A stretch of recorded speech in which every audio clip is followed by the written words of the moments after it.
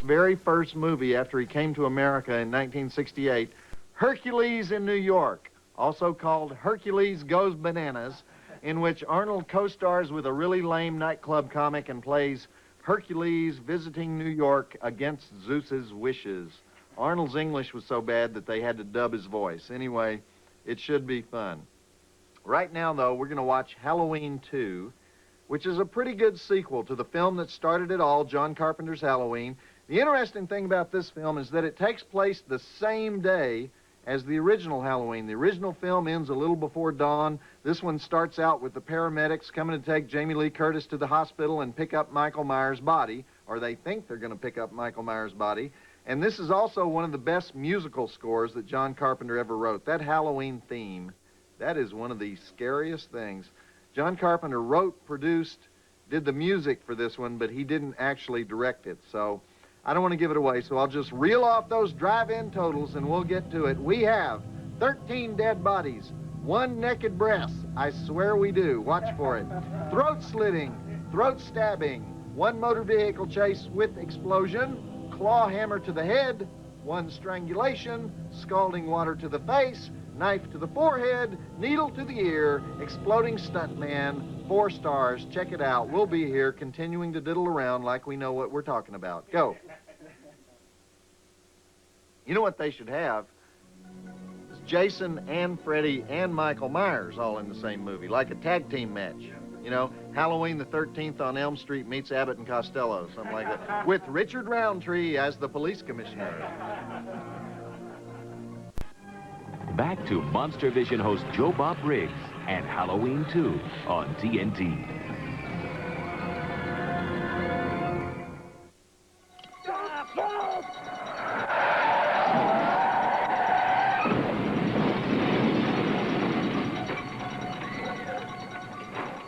Ooh, burned to a crispy critter. I should thank the TNT censors for leaving in the burned to a crisp car crash explosion scene. And I guess you probably figured out that was not Michael Myers, because if it was Michael Myers, we have no movie. Anyway, this movie got savaged by the critics. Every critic except Janet Maslin of the New York Times. She kind of liked it, which is weird because she used to hate horror films. Anyway, they said it was too much like the first movie. But I thought the interesting thing about it is that it starts 5 minutes after the first movie ends. Normally with a sequel, they put up some lame subtitle that says 5 years later. And then we see some story about the sister of the heroine. But here we have Donald Pleasance roaming around screaming, "But I shot him 6 times! I shot him 6 times!" It's Donald who makes these movies work. I think he'll always be best remembered for this role, even though he did everything in his career. He was the Nazi SS chief in The Eagle Has Landed. Remember that? He was the president in Escape from New York. He was the villain in the great James Bond movie, You Only Live Twice. He was in a lot of great B movies like The Fiendish Ghouls and The Hands of Orlac and Circus of Horrors, Raw Meat. He was in The Great Escape. But Donald's main thing was the British stage, especially the plays of Harold Pinter. He did that play, The Caretaker. His whole life he did that play. Anyway, Donald was shot down over Germany in World War II, and he spent most of the war in a prisoner of war camp. So he was one of those guys who, when he got back home to England, he wanted to work like hell. He was just so happy to be alive. And so his whole career, he took every dang job that came his way. He was probably in 100 films. And then finally, 2 years ago, he did die shortly after completing his final film, Halloween 6, The Curse of Michael Myers. He might have starred in Look Back in Anger and The Great Escape and all those great films, but we'll always remember him as Dr. Loomis. Okay, roll it. Coming up is the moment we all wait for when Dr. Loomis makes his pure evil speech. I love that when he says, "It's pure evil." You want to win a Monstervision t-shirt? Only one way to do it. You got to try your luck in the Monster Caption Contest. All you have to do is make the 6-headed jury laugh. The funniest one-liner gets a prize. And I'm sorry, the t-shirts only come in extra large because all our contestants are fat. I mean, all our contestants are big Monster fans. Play the Monster Caption Contest and win a free t-shirt at tnt.turner.com/Monstervision. Back to Monstervision host Joe Bob Briggs and Halloween 2 on TNT.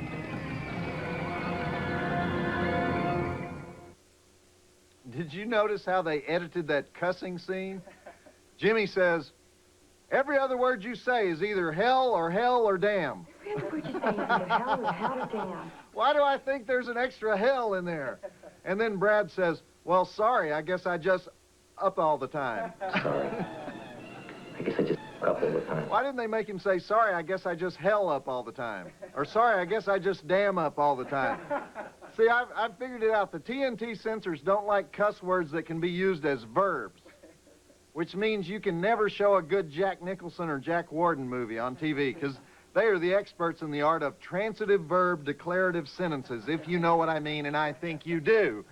Anyway, the guy playing Brad is Leo Rossi, who would later become well known for the excellent Relentless series. You guys seen those movies, Relentless? I think there's 4 of them.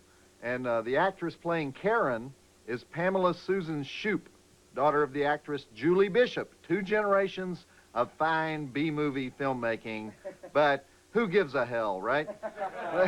Let's get back to the movie. See, I know how to do this without ing up. Great scene coming up later where Brad and Karen damn their brains out. If you got something to say about tonight's movie or me or the mail girl or anything else that's on your mind, then I invite you to speak your mind in Joe Bob's Rec Room. I got spies that tell me everything happens in there, and sometimes I drop in just to see how many people enjoy wasting a perfectly good Saturday night by watching this show. You can't get there from here, but you can get there at tnt.turner.com/monstervision. Come talk monsters in Joe Bob's Rec Room at tnt.turner.com/monstervision. Back to Monstervision host Joe Bob Briggs and Halloween 2 on TNT.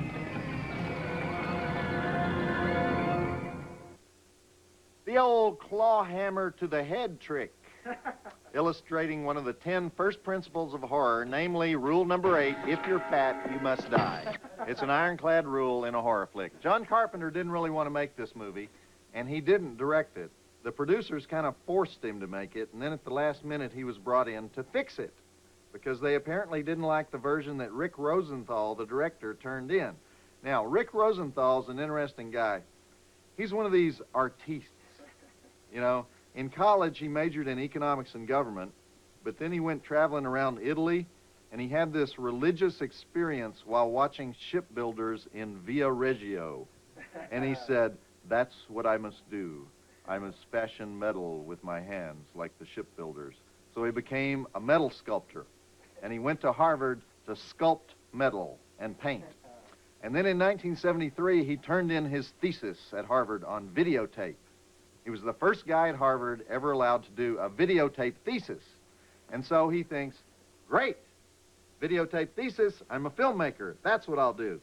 So he makes documentaries for New Hampshire Public TV, only while he was working on his biggest documentary, he was talking to this 70-year-old abstract expressionist painter named Maud Morgan, who had known Hemingway in Paris in the 20s, and she started telling him very personal things about herself, so Rick turned off the camera, because he thought, that's too personal. I'm invading this woman's privacy.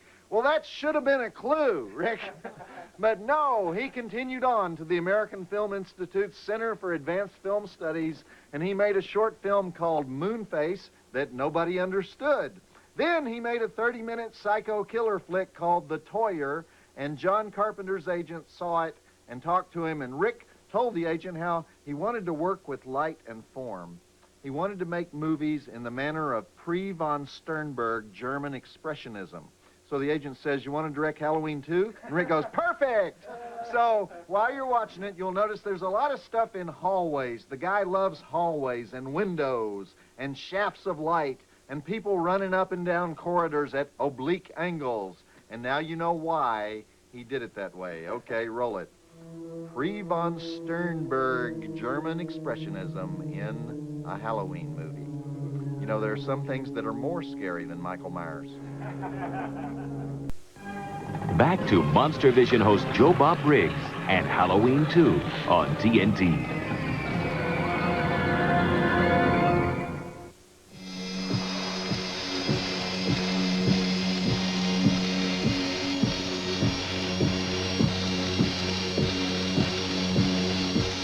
Well, there you have it. Horror film rule number 6. Whoever has sex must die. And that was the stunt coordinator, Dick Warlock, playing Michael Myers in that scene. In the credits, they just call him The Shape. You know why they had to make Halloween 2? The original one came out in 1978. It was originally called The Babysitter Murders, but at the last minute they changed the name to Halloween, and it only cost $300,000 to make, but it grossed $60 million at the box office. So, of course, the producers wanted a sequel. But John Carpenter and his producer, Deborah Hill, didn't want to do any sequels. They wanted to move on to other types of movies. So in 1979 and 1980, they just re-released Halloween every October, and people loved it. But in the summer of 1980, Friday the 13th came out, and I think the producers got really upset because that thing made so much money they thought that should have been us. It was a worse movie, but just as successful. So they talked John Carpenter into it. And every sequel they made, they said, okay, that's it. This is the last one. Halloween 3, Season of the Witch, is the worst one. We've shown that on the show. That came out in 1983, but with no Jamie Lee Curtis, no Donald Pleasance, no Michael Myers. They went totally away from the storyline, and the audiences hated it. They hated it so much that there were no more Halloween movies until 1988, when they did Halloween 4, The Return of Michael Myers. They'd finally figured it out with that title, right? Then the next year, they made Halloween 5, The Revenge of Michael Myers, and in 1995, they made Halloween, The Curse of Michael Myers. For some reason, they did not call it Halloween 6. And you know why? Because no director would take the job. Because you go, hey, Steve, what you working on? You go, Halloween 6. I mean, it's humiliating, you know? But if you can say, oh, it's a little suspense thriller called The Curse of Michael Myers. Ah, interesting. See, people are weird. Okay, roll the flick. All right, most of you already know that Monstervision is on every Saturday night on TNT, but some of you don't know that you can get a preview of this week's Monstervision right now. If you check out the Monstervision website, you can find out about this week's creature feature, plus you read some of my most personal fan mail. You can play the monster caption contest. Won't that be fun? Win a t-shirt. Sneak a peek at this week's Monstervision Playmate. To get there, point your browser to tnt.turner.com/monstervision. And as for those of you who want to voice your opinions or suggestions or complaints or gripe at us, here's the mailing address you need. Monstervision at 1010 Techwood Drive, Atlanta, Georgia, 30318. But if you're one of those cyber people who love to send email all the time, you got a choice of 2 addresses for me. Why do we have 2 addresses? One is monstervision@turner.com, and the other is joebob@turner.com. I don't know. Don't make me have to tell you all this again because it was too confusing to remember all the first time. Visit the Monstervision website at tnt.turner.com/Monstervision. Back to Monstervision host Joe Bob Briggs and Halloween 2 on TNT.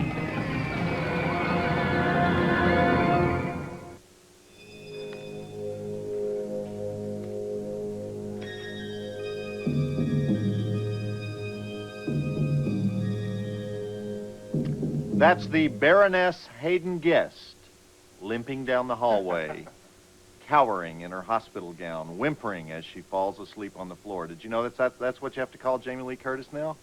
The Baroness Hayden Guest. It's true. She's married to Christopher Guest, right? The great comedian and writer from Spinal Tap. So Christopher's dad died last year, and this summer Christopher took his seat in the House of Lords as the 5th Baron Hayden Guest, and he has to wear the wig and everything. Anyway, Halloween 2 was made in 1981, long before Jamie Lee was a blue blood, and it was her 6th horror film in a row. Her very first job was in the TV series Operation Petticoat when she was 19 years old, which was ironic because her father, Tony Curtis, had starred in the movie Operation Petticoat. And then her second job was as the screaming heroine in Halloween, which was also ironic because her mom, Janet Leigh, was famous as the screaming heroine in Psycho. Anyway, so then she made The Fog and Prom Night and Terror Train and Road Games. And about this same time, she starred in the TV movie Death of a Centerfold as the murdered Playboy playmate Dorothy Stratton. And Jamie and Linda Blair were the 2 queens of horror for quite a few years there in the late 70s, early 80s. And also Jamie Lee Curtis's co-star and love interest in this movie, Lance Guest, as Jimmy. He also went on to starring roles in The Last Starfighter and, of course, in the immortal Jaws 4. Okay, back to Halloween 2, starring Donald Pleasance and the Baroness Hayden Guest.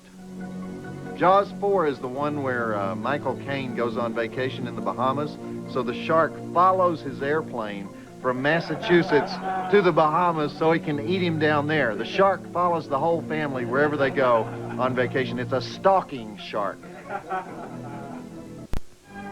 Back to Monstervision host Joe Bob Briggs and Halloween 2 on TNT. Dr. Loomis kicks Heine. All right, we're heading into the conclusion of Halloween 2, but I want to mention that this movie became famous in a kind of bad way because shortly after it came out, this lunatic named Richard Delmer Boyer murdered an elderly couple in Fullerton, California, and the reason he gave was that he was on drugs, and the drugs caused him to flash back to a scene he saw in Halloween 2, and so he acted out the scene. So his defense was, yes, I killed him, I didn't mean to do it, but I did it. So the jury listened to this whole story and sentenced him to death. But it became known in Fullerton as the Halloween 2 murders. And the only scene I can imagine he's talking about is that scene at the very beginning of the movie where Michael Myers goes into the house and gets the butcher knife and scares the old lady. Anyhow, let's go. Oh, yeah, one more thing. At the very end of the movie, in the final scene, there are some TV reporters interviewing people. One of the reporters is a famous movie star today. See if you can find him. Got to be really quick. He's in the movie for about 2 seconds. Now you've got to watch to the end, right? Okay, roll it. You know who John Carpenter was married to when they made this movie? Adrienne Barbeau. Remember her? He used her in The Fog, and Wes Craven used to use her in Swamp Thing. Healthy girl. I love that Mr. Sandman music at the end. Supposedly, John Carpenter had to be brought in to film a few scenes at the end of shooting because the producers didn't like what Rick Rosenthal did with the picture, but I think it's just a fine picture. I kind of like it. Oh, and the movie star seen in the final scene there is Dana Carvey, listed in the credits as reporter's assistant. I would imagine that was Dana's film debut. Okie dokie, remember next week we have the big Schwarzenegger double feature, Conan the Destroyer, followed by Hercules in New York, the first movie he ever made. If you hadn't seen this, you've got to watch it. It's hysterical. And I guess that's it for me for tonight. Did you guys hear the one about the 3 friars who decided to leave their monastery and start a business together? Well, they traveled around until they found this town that they liked, and they opened up a plant and flower shop. So one day this woman was shopping at the friar's store, and while she was strolling down the aisle with her toddler, this large plant reached out, grabbed her child, and ate it. The woman was very upset, but the friars refused to believe that one of their plants could have done such a thing. But the woman told all of her friends, and soon everybody in town was in an uproar, and they decided to kick the friars out of town. Every person in the town, except for one guy named Hugh, gathered outside the friar's shop. They were shouting, waving sticks, demanding that they leave, but the friars held their ground, and the townspeople finally gave up and went home. Okay, so a couple weeks later, another woman is walking through the friar's shop looking at plants with her baby. Plant grabs her child and eats it. She runs through the streets screaming, a plant swallowed her baby, a plant swallowed her baby. Townspeople are outraged, and again, they all gather out in front of the shop, except for Hugh, and they demand that the friars leave town at once, but the friars refuse, and the people eventually go home. So upon hearing of these events, this guy Hugh decides to check out the situation for himself, and he takes his child into the floral shop, and he holds on to the child very tightly, but it's no use because a large ficus tree wrestles the child from his arms and eats it. Hugh marches up to the friars and he says quietly, "Get out of town now." And the friars immediately pack up all their belongings and they flee from the town that very day, never to be heard from again. And the moral of the story is, only Hugh can prevent florist friars. Joe Bob Briggs reminding you that the drive-in will never die. I'm getting out of here.